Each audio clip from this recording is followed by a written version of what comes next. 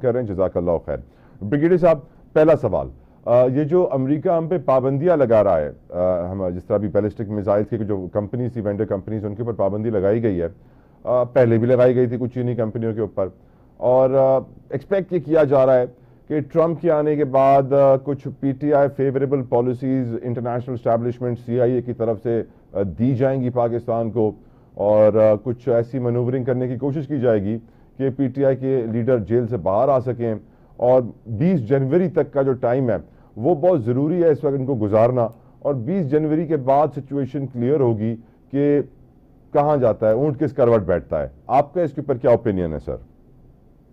دیکھیے, جو nuclear missile یہ ایک ایسا رجیم ہے جس کا آئی ڈونٹ تھنک سو کہ جو پی ٹی آئی کی پالیٹکس ہے اس سے کوئی تعلق ہے.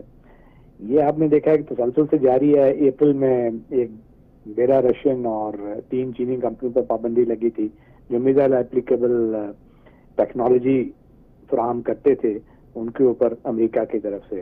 اس کے بعد سپتمبر میں ایک چائنیز ریسرچ سینٹر اور 3 کمپنیوں پہ اسی قسم کی پابندی لگی کہ وہ ڈوئل یوز ٹیکنالوجی جو کمرشل اپلیکیشنز کے لیے بھی ہوتی ہے, تو وہ اتنے اس میں پیرانوائڈ ہو چکے ہیں کہ وہ کوئی بھی ایسی ٹیکنالوجی ہے جس کو استعمال کیا جا سکتا ہے میزائل کے لیے تو اس پہ پابندی لگاتے ہیں. اب یہ لیٹسٹ یہ پابندی لگی ہے جس پہ 3 کمرشل جو پاکستان میں کمپنیز ہیں اور ایک جو گورنمنٹ کی آرگنائزیشن ہے اس پہ بھی. تو اب اس میں کوئی ڈیزائن ایک نظر آتا ہے, وہ یہ صرف ایسے نہیں ہے کہ وہ بغیر کسی مقصد کی یہ کر رہے ہیں, یہ کوارشن کی طرف ان کا ایک منصوبہ ہے, اور ان کی اٹیمپٹ یہی ہے کہ پاکستان کو ڈسویٹ کریں, اس کو جتنا ڈیلے ریٹارڈ کریں جو بھی ہمارا میزائل پروگرام ہے. اور یہ اس وقت ان کا جو فوبیا ہے یہ رینج اسپیسیفک ہے, کیونکہ ایسا لگ رہا ہے کہ ان کو جو لانگ رینج میزائل ہے اس کے ساتھ کوئی پرابلم ہے, اور ہمیں معلوم ہے کہ کچھ ان کے امریکہ کو تو ہم سے کوئی خطرہ نہیں ہے کیونکہ پاکستان کے پاس تو کوئی ایسا آئی سی بی ایم سسٹم نہیں ہے جو امریکہ کو ڈائریکٹلی تھریٹن کر سکے, تو نہ ہی ہمارا ان کے ساتھ کوئی ایسا قضیہ ہے.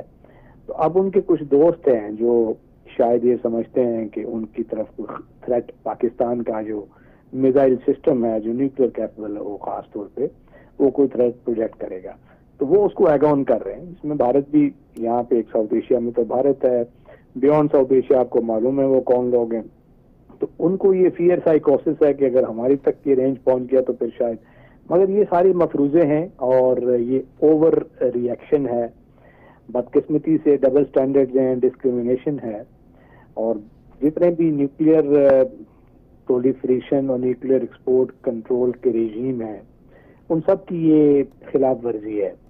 اب میزائل ٹیکنالوجی کنٹرول رجیم ہے ایک جو کہ انفارمل الائنس ہے ویسٹرن کنٹریز کی, تو اس میں بھارت کو رسائی دی گئی ہے, اس پہ کوئی قبرن نہیں ہے کسی بھی قسم کی میزائل ٹیکنالوجی یا نیوکلیئر مٹیریل ایکوائر کرنے میں.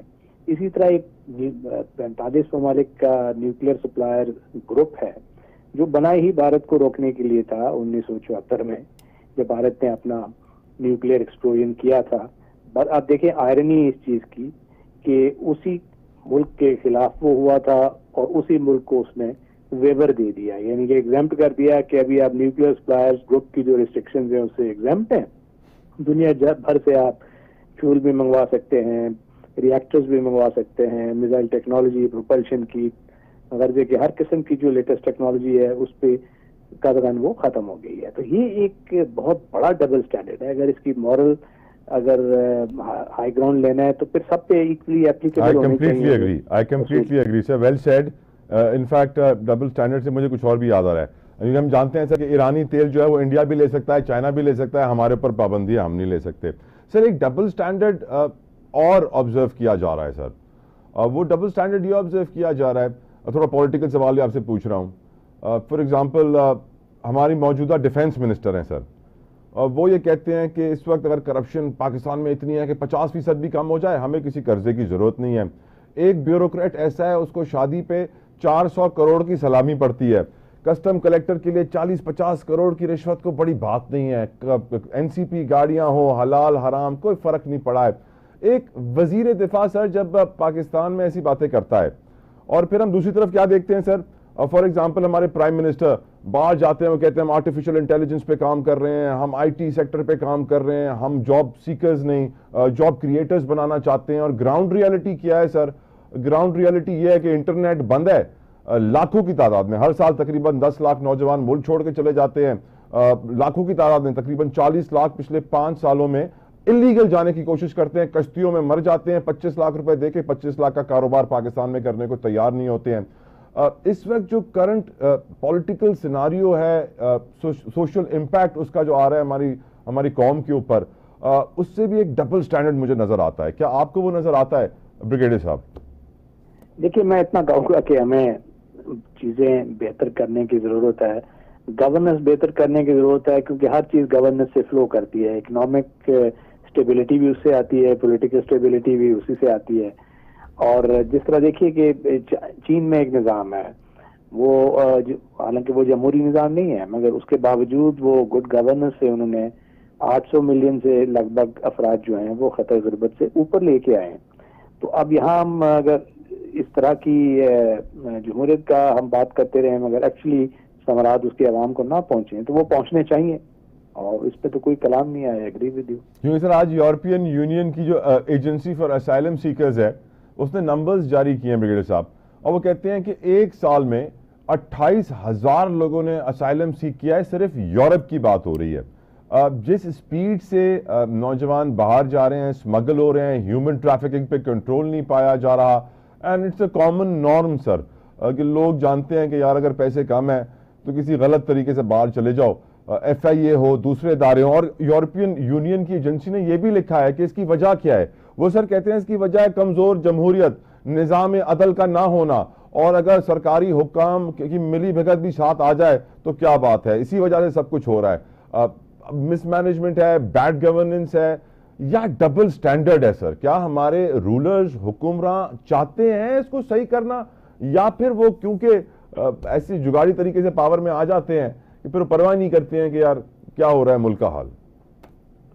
دیکھیے وہ چاہے نہ چاہے ان کو یہ کرنا پڑے گا, کیونکہ اس طرح تو اس کے بغیر گڈ گورننس کے بغیر چارہ کوئی نہیں ہے. اور دوسرا آپ نے بات کی نظام انصاف, یس آئی ایگری کہ یہ فاؤنٹین ہیڈ ہوتا ہے ایک معاشرے کو تقویت دینے کا. اگر اس میں نظام جو عدل ہے وہ کام نہیں کرے گا تو لوگوں کو فیتھ نہیں ہوگا, نہ ہی وہاں کامرس ہو سکے گا, نہ وہاں پہ کوئی پالیٹکس ہو سکے گی, نہ وہاں پہ کوئی جو معاشرتی رویے ہیں ان کو اسٹیبلٹی ملے گی, اور لوگ باہر کا سوچیں گے.